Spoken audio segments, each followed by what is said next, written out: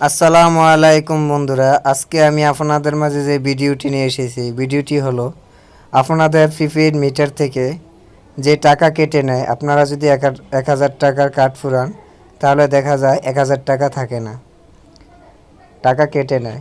কেন কেটে নেয়, কীভাবে টাকা চলে যায়, সম্পূর্ণ আজকের এই ভিডিওতে আমি আপনাদেরকে দেখাবো। আপনারা ভিডিওটি না টেনে সম্পূর্ণ দেখতে থাকুন। আর আমার চ্যানেলে যদি নতুন হয়ে থাকেন, অবশ্যই চ্যানেলটিতে একটি সাবস্ক্রাইব করে দিবেন, পাশে থাকা বেল আইকনটি চেপে দিবেন আর একটি লাইক শেয়ার করবেন। দেখুন বন্ধুরা, প্রিপেইড মিটারের আওতায় এসেছে, সেহেতু জেনে রাখুন বৈদ্যুতিক প্রিপেইড মিটার, ডিজিটাল মিটার ব্যবহারে কিছু তথ্য।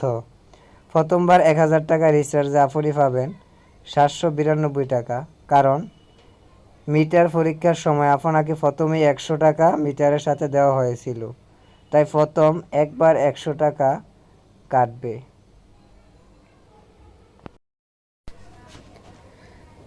ডিমান্ড চার্জ আগে প্রতি কিলোওয়াট লোডের জন্য ছিল 25 টাকা, এখন ডিজিটাল মিটারের ক্ষেত্রে 15 টাকা, প্রতি মাসে একবার করে কাটবে।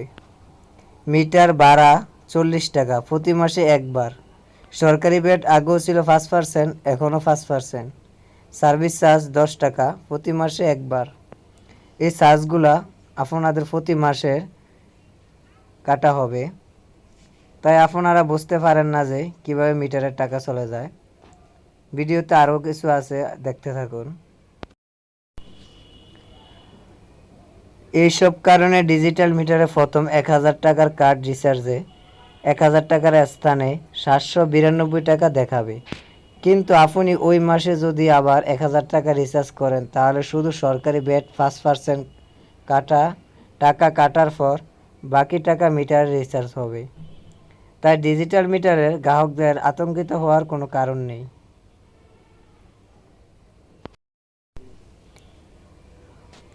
স্থিতি জানতে আরও কিছু বিশেষ তথ্য।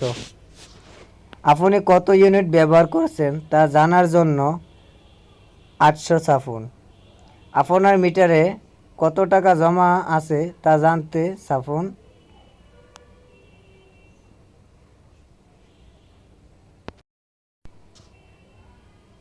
ইমার্জেন্সি ব্যালেন্স জানতে 810 ছাপুন। মিটারটি চালু অথবা বন্ধ করতে 868 ছাপুন। আপনার মিটারটি কত কিলোওয়াটের তা জানতে 869 ছাপুন। বন্ধুরা, আজকের এই ভিডিওতে যদি কিছু শিখে থাকেন, অবশ্যই আমার চ্যানেলটি সাবস্ক্রাইব করে রাখবেন। আশা করি আরও নতুন নতুন ভিডিও আমি আপনাদের মাঝে দিব। আর আপনারা এই মিটার এমনকি শিক্ষণীয় ভিডিও পেতে ইলেকট্রিকের আমার এই চ্যানেলটিতে থাকবেন। আশা করি ভিডিওটি আপনাদের মাঝে ভালো লেগেছে। যদি লেগে থাকে অবশ্যই একটি লাইক দিবেন, শেয়ার করে দিবেন বন্ধুদের মাঝে। ধন্যবাদ সবাইকে।